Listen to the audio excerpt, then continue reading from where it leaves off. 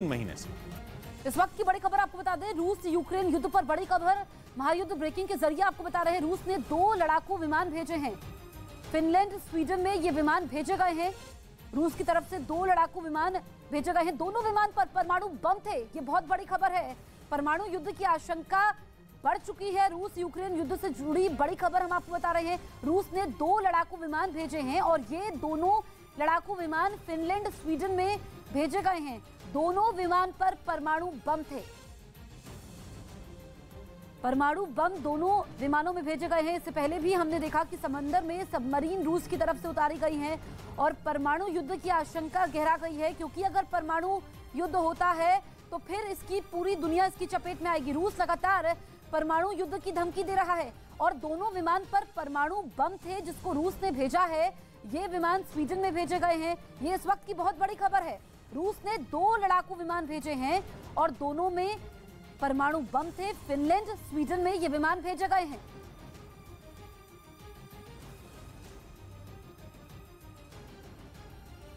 वहीं यूक्रेन के राष्ट्रपति जेलेंस्की ने नॉर्वे की संसद को संबोधित करते हुए कहा कि रूस यूरोप की बुनियाद को ही नष्ट करना चाहता है। नॉर्वे की 169 सदस्यीय संसद को वीडियो कॉन्फ्रेंसिंग के जरिए संबोधित करते हुए जेलेंस्की ने कहा कि रूस अब यूरोप का भविष्य निर्धारित करने में जुटा हुआ है। इस दौरान जेलेंस्की ने यूरोपीय देशों से रूस के खिलाफ एकजुट होने की अपील की।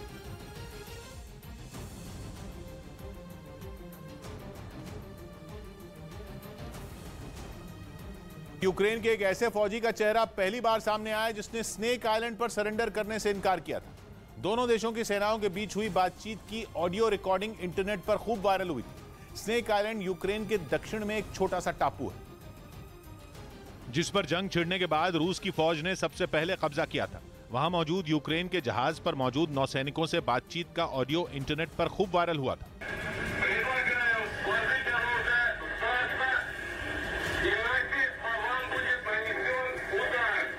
उस वक्त यह माना जा रहा था कि सरेंडर करने से जैसे ही यूक्रेन के सैनिकों ने इनकार किया, रूस की फौज ने उन्हें ढेर कर दिया था। लेकिन बाद में पता चला कि यूक्रेन के सभी सैनिकों को रूस ने गिरफ्तार कर लिया था, जिन्हें बाद में एक एक्सचेंज प्रोग्राम के तहत छोड़ दिया गया। जिस सैनिक की ऑडियो रिकॉर्डिंग वायरल हुई थी, उसे यूक्रेन की फौज ने खास तौर पर सम्मानित किया। जंग के बीच ही रोमन नाम के उस सैनिक को यूक्रेन ने वहां का नागरिक सम्मान दिया। ताइवान ने दावा किया कि चीन अगले 4 साल तक वो उस पर कब्जा करने के लिए कोई भी कदम उठाने की हिम्मत नहीं करेगा। इसके लिए उसने रूस और यूक्रेन की जंग का हवाला दिया और वहां के खुफिया विभाग के प्रमुख ने दावा किया कि रूस अब यूक्रेन के साथ जंग में बुरी तरह फंस चुका है। उनके मुताबिक जब रूस ने युद्ध शुरू किया था तो उसे लगा कि वो कुछ ही दिनों में यूक्रेन को घुटनों पर ला देगा, लेकिन यूक्रेन की सेना के जोरदार पलटवार से ऐसा नहीं हो पाया और जंग लंबी खिंच गई। बस इसी बात का सहारा लेकर ताइवान ने चीन को खरी खरी सुना दी। वहां के खुफिया विभाग के प्रमुख चेन मिंगथोंग के मुताबिक चीन का ताइवान पर कब्जे का सपना खटाई में पड़ गया, क्योंकि जिस तरह से यूक्रेन ने रूसी सेना को जवाब दिया और अभी तक उनके आगे घुटने नहीं टेके, उसने ताइवान के हौसले को बढ़ा दिया। और यही वजह है कि ताइवान अब यूक्रेन का हवाला देकर चीन को रूस से सबक लेने की नसीहत दे रहा है। साथ ही यह दावा भी कर रहा है कि चीन अगले 4 साल तक तो ताइवान पर कब्जे के बारे में सोच भी नहीं सकता। अगले 4 साल यानी 2026 तक, जब तक वहां की मौजूदा राष्ट्रपति का कार्यकाल है। दावा तो यह भी किया गया कि चीन के राष्ट्रपति शी जिनपिंग ने रूस की हालत देखकर अपनी सेना की ताकत को फिर से परखना शुरू कर दिया है, क्योंकि ताइवान के मुताबिक अगर चीन ने उस पर हमला किया तो उसके लिए भी जंग रूस की तरह ही परेशानी से भरी होगी। यानी रूस का जब इतना समय यूक्रेन की जंग में बीत गया तो चीन के लिए भी ताइवान से लड़ना आसान नहीं होगा। वो भी तब जब अमेरिका यूक्रेन की तरह ही ताइवान के साथ भी खड़ा है। यानी जिस तरह से अमेरिका जंग में यूक्रेन की मदद कर रहा है, वैसी ही मदद ताइवान को भी मिलने की उम्मीद है। ऐसा इसलिए क्योंकि कई मौकों पर अमेरिका चीन के खिलाफ ताइवान के साथ खड़ा दिखाई दिया। कुछ दिनों पहले अमेरिका से 5 सदस्यों की एक टीम भी ताइवान गई थी। हालांकि चीन ने भी ताइवान को अपना हिस्सा बताते हुए कई बार अमेरिका को इस मामले से दूर रहने की चेतावनी दी है। बच्चों के लिए आपात फंड जुटाने वाली अंतर्राष्ट्रीय संस्था यूनिसेफ ने दावा किया है कि यूक्रेन पर रूस के हमलों के बाद में अब तक यानी 35 दिन में 20 लाख से ज्यादा बच्चे यूक्रेन छोड़कर दूसरे देशों में शरण लेने के लिए मजबूर हो चुके हैं। रूस यूक्रेन युद्ध से जुड़ी बड़ी खबर यह है कि अब तक 20 लाख बच्चों ने यूक्रेन छोड़ा है। जंग के बाद 20 लाख बच्चे शरणार्थी बने हैं। यूनिसेफ ने यह बहुत बड़ा दावा किया है।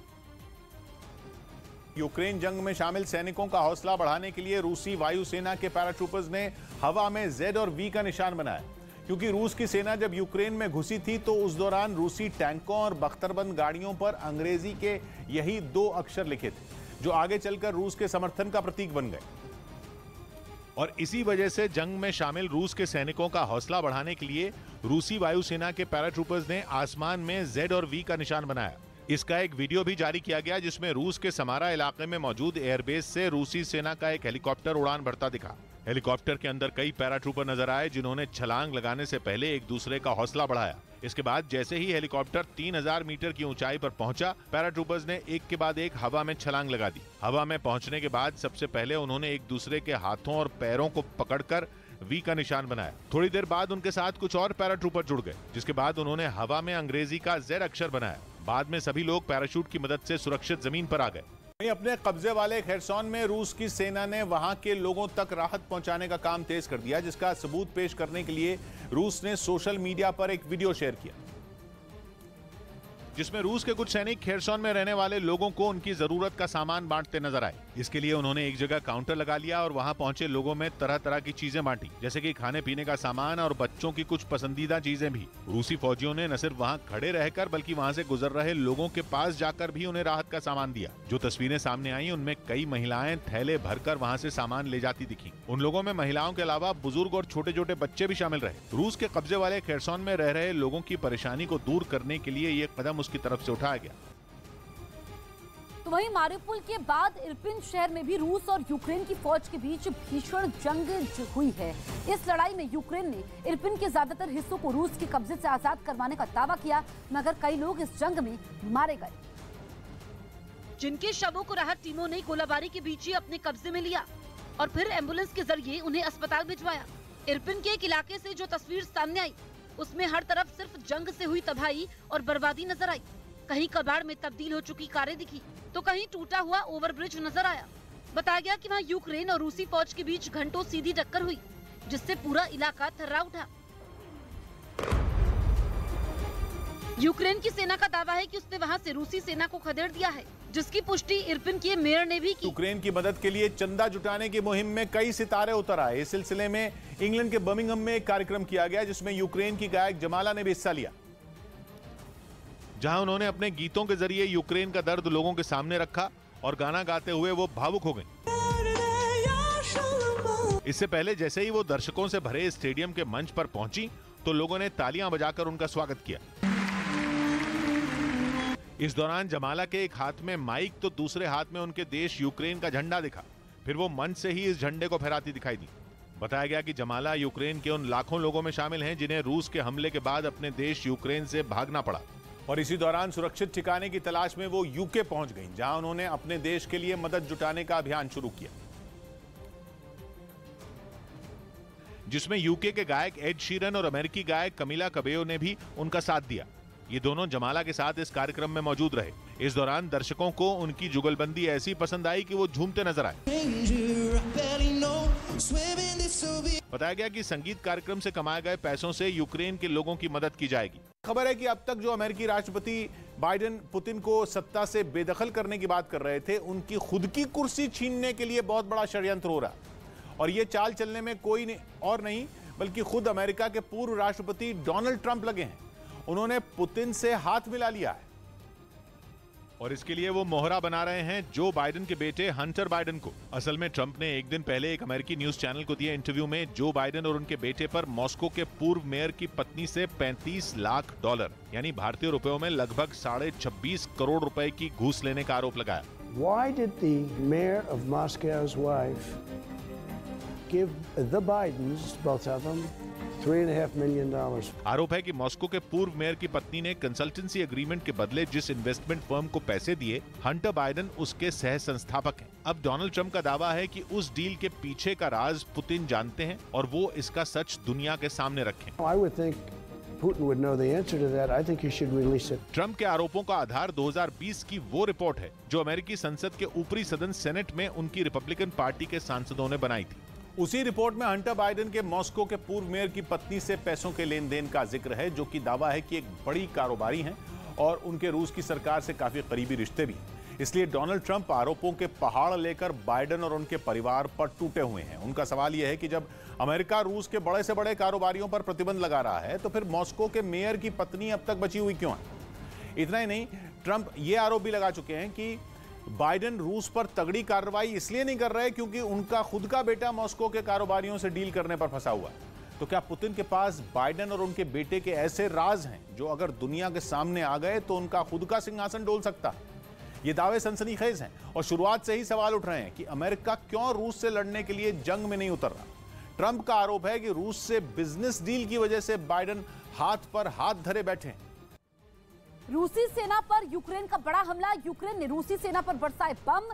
हमले में रूस के कई हथियार तबाह हो गए हैं। इस वक्त की सबसे बड़ी खबर हम आपको बता रहे हैं, रूसी सेना पर यूक्रेन ने बड़ा हमला बोला है। यूक्रेन ने रूसी सेना पर बम बरसाए हैं और ये जानकारी मिली है कि हमले में रूस के कई हथियार तबाह हो चुके हैं। इस तरह की कई तस्वीरें भी सामने आ चुकी है क्योंकि 36 दिन बाद भी यूक्रेन के लड़ाके रूसी सेना के आगे टिके हुए हैं और अब पुतिन की सेना को काफी नुकसान भी पहुंचा है। जो हमला किया गया है यूक्रेन की तरफ से रूसी सेना पर, उसमें रूस के कई हथियार तबाह हो चुके हैं। ये एक्सक्लूसिव तस्वीरें आप देखिए। सबसे पहले न्यूज़ 18 इंडिया पर तस्वीरें आप देख सकते हैं। रूसी सेना पर बमबारी की गई है जिसमें रूस के कई हथियार तबाह हो चुके हैं। धुएं का गुबार आप देख सकते हैं और जगह जगह यहाँ पर ये हथियार बिखरे हुए हैं जो अब किसी काम के नहीं हैं। जैसे जैसे रूसी सेना आगे बढ़ रही है, यूक्रेन के लड़ाके रूसी सेना को नुकसान भी पहुंच रहे हैं और ये धमाका भी होता है तो रूसी सेना पर लगातार बमबारी यूक्रेन की तरफ से जारी है। उधर रूस की सेना ने अपने मिसाइल हमले से यूक्रेन के एक एयर डिफेंस सिस्टम को तबाह कर दिया, जिसका एक वीडियो भी उसकी ओर से जारी किया गया, जिसमें दिखा कि मिसाइल हमले में यूक्रेन के एयर डिफेंस सिस्टम के परखच्चे उड़ गए। रूस की एयरफोर्स ने इस कार्रवाई को अंजाम देने से पहले इलाके की रेकी की और फिर टारगेट को लॉक करने के बाद उस पर बेहद सटीक हमला किया। इस हमले के बाद वहां से आग की भीषण लपटें उठती दिखाई दी और फिर धुआं पूरे इलाके में फैल गया। इतना ही नहीं, रूस ने अपनी एयर स्ट्राइक के जरिए यूक्रेन के कुछ और अहम हथियारों को तबाह करने का दावा किया। हालांकि उसने ये कार्रवाई यूक्रेन के किस इलाके में अंजाम दी, इसकी जानकारी उसकी ओर से नहीं दी गई। पाकिस्तान में अविश्वास प्रस्ताव पर चर्चा से एक दिन पहले पूरे दिन सियासी ड्रामा चला और खबर आई कि इमरान सदन में बहस से पहले ही हथियार डालने वाले हैं, मतलब वो अपनी कुर्सी छोड़ देंगे। कहा जा रहा था कि इमरान शाम को देश के नाम एक संबोधन करने वाले थे जिसमें वो लोगों से अपने दिल की बात बोलते, लेकिन न इमरान खान का संबोधन हुआ और न वो पाकिस्तान के लोगों को अपनी बात बता पाए। कहा जा रहा है इमरान आखिरी बार एक कोशिश करना चाहते थे लेकिन सेना प्रमुख बाजवा के आगे उनकी एक नहीं चली। यही नहीं, खबर तो ये भी उड़ी कि इमरान पाकिस्तान को इमरजेंसी का शॉक देने वाले थे लेकिन बाजवा और ISI चीफ ने उनका खेल खराब कर दिया। खबर है कि बाजवा उन्हें रोकने के लिए खुद उनके घर पहुंच गए, जिसके बाद इस बात पर करीब करीब मोहर लग गई कि इस सियासी पारी में इमरान का गेम ओवर हो चुका है, क्योंकि थोड़ी ही देर बाद खबर आई कि इमरान देश को संबोधित नहीं करेंगे। कहा जा रहा है कि इमरान पर दबाव इतना बढ़ चुका है कि अब वो अविश्वास प्रस्ताव का सामना तक नहीं करना चाहते। एक तरफ बाजवा और दूसरी तरफ विपक्ष, दोनों ने मिलकर इमरान का दिमाग इतना खराब कर दिया कि वो संसद की सूरत देखने से भी घबरा रहे हैं। माना जा रहा है कि इसीलिए उन्होंने प्लान किया था कि वो शाम को देश के नाम संबोधन देंगे और फिर इस्तीफा दे देंगे, लेकिन बेचारे इमरान ये भी नहीं कर पाए। हालांकि उनकी पार्टी के नेता अब भी हकीकत छिपा रहे हैं। आर्मी चीफ की और मुलाकात हुई, ना तो किसी ने उनसे रिजाइन मांगा, ना ही वजीर आजम रिजाइन करेंगे। खबर है कि इमरान इतना परेशान है कि उन्होंने अपनी पार्टी के सांसदों से वोटिंग से दूर रहने को बोल दिया। मतलब ये कि इमरान का अपनी पार्टी के सांसदों से भरोसा पूरी तरह उठ चुका है। खबर है कि इसीलिए उन्होंने उनसे कह दिया कि वो उस दिन नेशनल असेंबली में ना आए जिस दिन अविश्वास प्रस्ताव पर वोटिंग होगी। इमरान ने अपनी पार्टी के सांसदों को एक चिट्ठी जारी करके ये फरमान सुनाया जिसमें लिखा गया कि अविश्वास प्रस्ताव पर बहस के दौरान वही सदस्य बोलेंगे जिन्हें पार्टी बोलने के लिए कहेगी। साथ ही उन्होंने उन्हें यह भी चेतावनी दी कि अगर किसी सांसद ने बात नहीं मानी तो उसे आर्टिकल 63A के तहत दल बदल माना जाएगा और पार्टी के खिलाफ जाने वालों पर कार्रवाई होगी। लेकिन ऐसा लगता है कि इमरान के सहयोगी और उनकी पार्टी के सांसद उनकी बात एक कान से सुनकर दूसरे से निकाल दे रहे, क्योंकि एक एक करके उनके अपने उनका साथ छोड़ रहे हैं और कुर्सी बचाने की लड़ाई में इमरान अकेले पड़ते जा रहे हैं। अविश्वास प्रस्ताव पर बहस से एक दिन पहले पीटीआई की सहयोगी MQMP के 2 मंत्रियों ने सरकार से इस्तीफा दे दिया। पार्टी के नेताओं ने इससे पहले रात में विपक्षी पार्टियों के साथ एक बैठक भी की। मैंने वजारत इंफॉर्मेशन टेक्नोलॉजी के ओहदे से इस्तीफा दे दिया है। MQM ने जैसे ही इमरान का साथ छोड़ा, विपक्ष का हौसला और बढ़ गया। उसने एक साझा प्रेस कॉन्फ्रेंस की जिसमें शहबाज शरीफ ने MQM-P को शुक्रिया कहा। वक्त पीछे होगा, पीपल्स पार्टी और MQM आगे होगी। विपक्ष की इस प्रेस कॉन्फ्रेंस में शहबाज शरीफ के अलावा मरियम नवाज, फजलुर रहमान और बिलावल भुट्टो मौजूद रहे, जिनके चेहरे देखकर यह अंदाजा लग गया कि इमरान सरकार की हालत अब गिरी तब गिरी वाली हो चुकी है। क्योंकि उसका दावा है कि 342 सदस्यों वाली पाकिस्तान की नेशनल असेंबली में उसके पास 175 सदस्यों का समर्थन है, जबकि इमरान सरकार को गिराने के लिए 172 वोटों की जरूरत है। विपक्ष खुश है तो इमरान भी जाते जाते हर दांव खेलने के मूड में दिखे। उन्होंने दोपहर में ही ऐलान कर दिया था कि वो उनके खिलाफ हो रही विदेशी साजिश का खुलासा करने वाले हैं, जिसके लिए वो एक सीक्रेट चिट्ठी लेकर मीडिया के सामने आने वाले थे। आप एक बहुत बड़ी इंटरनेशनल साजिश जो पाकिस्तान के खिलाफ हो रही है उसका हिस्सा ना बन जाए। इमरान ने सीक्रेट चिट्ठी दिखाने के लिए पाकिस्तान के कुछ बड़े पत्रकारों को चुना। खबर है कि उन्होंने वो सीक्रेट चिट्ठी उन्हें एक मीटिंग में दिखाई। कहा जा रहा है कि चिट्ठी का जिक्र उन्होंने अपनी कैबिनेट मीटिंग में भी किया और बताया कि कैसे उन्हें कुर्सी से हटाने की साजिश विदेश में बैठकर लिखी गई। खबर है कि इमरान पत्रकारों को यह चिट्ठी इमरान ने दूर से दिखाई और अपनी जुबान से बताया कि चिट्ठी में उनके खिलाफ विदेश से रची साजिश के बारे में बताई। यही नहीं, इमरान ने दावा किया कि चिट्ठी में लिखा है कि अगर अविश्वास प्रस्ताव फेल हुआ तो पाकिस्तान को इसके बुरे नतीजे भुगतने होंगे।